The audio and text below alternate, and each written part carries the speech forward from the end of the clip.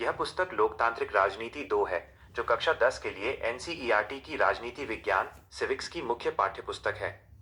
यह किताब मुख्य रूप से इस बात पर केंद्रित है कि एक जीवंत लोकतंत्र कैसे काम करता है और उसमें सत्ता का बंटवारा क्यों और कैसे जरूरी है। यहाँ इस पुस्तक का संक्षिप्त सारांश समरी दिया गया है। प्रमुख अध्याय और उनका सारांश। 1. सत्ता की साझेदारी, पावर शेयरिंग। यह पुस्तक का सबसे महत्वपूर्ण हिस्सा है। इसमें बेल्जियम और श्रीलंका के उदाहरणों के माध्यम से बताया गया है कि लोकतंत्र में शक्ति किसी एक हाथ में नहीं होनी चाहिए। निष्कर्ष: सत्ता का बंटवारा लोकतंत्र की आत्मा है, क्योंकि यह सामाजिक समूहों के बीच टकराव को कम करता है। 2.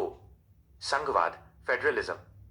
यहां बताया गया है कि भारत जैसे विशाल देश में केंद्र और राज्य सरकारों के बीच शक्तियों का बंटवारा कैसे होता है। इसमें स्थानीय स्वशासन, पंचायती राज के महत्व को भी रेखांकित किया गया है। 3. जाति, धर्म और लैंगिक मसले, जेंडर, रिलीजन एंड कास्ट।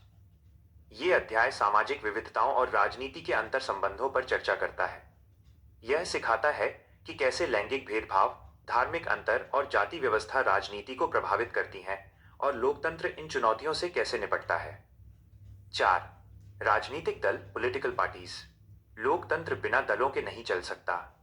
इसमें राष्ट्रीय और क्षेत्रीय दलों की भूमिका, उनके कार्य और उनके सामने आने वाली चुनौतियों जैसे वंशवाद, धनबल के बारे में बताया गया है। 5. लोकतंत्र के परिणाम, आउटकम्स ऑफ डेमोक्रेसी। अंत में यह किताब इस बात का मूल्यांकन करती है कि लोकतंत्र ने हमें क्या दिया है। क्या यह एक उत्तरदायी और वैध शासन है? क्या इसने आर्थिक असमानता कम की है? निष्कर्ष: लोकतंत्र शायद सबसे तेज शासन ना हो, लेकिन यह अन्य सभी विकल्पों से बेहतर है। पुस्तक का मुख्य संदेश।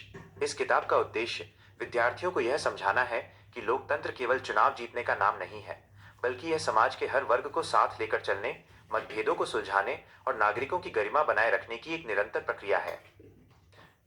क्या आप इस पुस्तक के किसी विशिष्ट अध्याय, जैसे संघवाद या सत्ता की साझेदारी के बारे में विस्तार से जानना चाहते हैं?